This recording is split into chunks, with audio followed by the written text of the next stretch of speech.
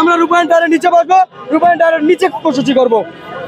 গতকালকেও আমাদের উপর, আমাদের ভাইদের উপর হামলা করেছে, তারা আজকে এসে আমাদের উপর হামলা করেছে। তাদের নামে আমরা, আমাদের কাছে অলরেডি প্রমাণ রয়েছে, সেই প্রমাণ আমরা পুলিশকে দেখাবো এবং তারা সেই হিসাবে নির্বাহী কমিটির 3 জন সদস্য থাকা সত্ত্বেও যেখানে ছাত্রদের উপরে হামলা হয়, পরবর্তীতে আমাদের নির্বাহী কমিটির সদস্য হাসান আব্দুল্লাহ ভাই এবং তাদেরকে জানানো হয়েছে।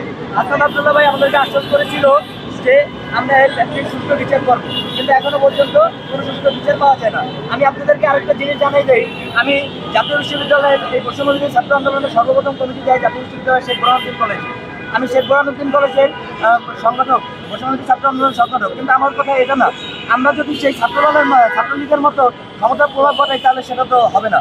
আমরা সাধারণ শিক্ষার্থীর উপরে হামলা হয়েছে, তার জন্য জাতীয় বিশ্ববিদ্যালয়ের শিক্ষার্থীদের উপরে হামলা হয়েছে, তাই আমরা সবাই আবার একত্রিত হয়ে যাব। যেখানে অন্যায়, সেখানে দুর্নীতি, সেখানে সাধারণ ছাত্র জনতা এবং সাধারণ জনগণ সবাই একত্রিত হয়ে আবার এই অন্যায় মোকাবেলা করতে প্রস্তুত। আমি তাদেরকে জানিয়ে দেওয়া হয়েছে যত দ্রুত সম্ভব এই শিক্ষার্থীদের উপরে বা জাতীয় বিশ্ববিদ্যালয়ের প্রতিনিধির উপরে যে হামলা হয়েছে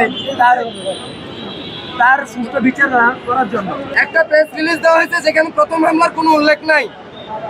দ্বিতীয়ত তারা আমাদেরকে দ্বিতীয় হামলায় যে পিটায় আবার আমাদেরকে বিপদগামী ডাকা শুরু করছে।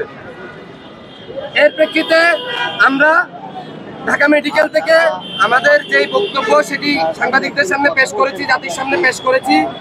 আমরা তারপর একটি বিক্ষোভ মিছিল নিয়ে এখানে এসেছিলাম এই আশা নিয়ে যে যেহেতু তারা এবং আমরা জুলাইয়ের সহযোদ্ধা, তারা যেভাবে প্ল্যাটফর্মটাকে ওন করেন আমরাও ওন করি। আমরা আশা করেছিলাম তাদের পক্ষ থেকে আমরা আশানুরূপ রেসপন্স পাবো, এখন অন্তত তারা এসে আমাদের সাথে কথা বলবেন। কিন্তু আমরা মিছিল নিয়ে আসার পরে জানলাম যে তারা অলরেডি অফিসে তালা বন্ধ করে দিয়ে চলে গেছেন, তাদের পক্ষ থেকে আমাদের সাথে কোনো যোগাযোগ করা হচ্ছে না।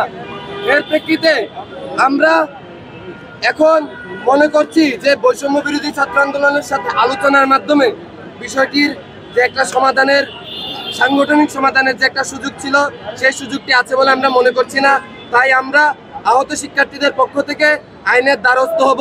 আমরা গতকালকের এবং আজকের দুইটি ঘটনা উল্লেখ করে যারা যারা হামলায় জড়িত ছিল তাদের নাম এবং প্রমাণ সহ এখন একটি মামলা দায়ের করতে যাব, পুলিশ স্টেশনে যাব মামলা করার জন্য। এবং আগামীকাল 11টায় সংবাদ সম্মেলনের মাধ্যমে জাতীয় প্রেস ক্লাবের সামনে আমরা পরবর্তী কর্মসূচি ঘোষণা করবো। এবং আমি সকল ছাত্র জনতা যারা বৈষম্যের শিকার, বৈষম্য আন্দোলনের পরও যারা বৈষম্যের শিকার, তাদেরকে, যারা আহত আছে তাদেরকে, এবং জাতীয় বিশ্ববিদ্যালয়ের 47% যারা আহত হয়েছে তাদের বৈষম্যের যারা শিকার হয়েছে সবাইকে আমি আহ্বান করছি আগামীকাল 11টায় প্রেস ক্লাবের সামনে আপনারা উপস্থিত হয়ে আপনারা বৈষম্যের বিরুদ্ধে আবার লড়াই করবেন।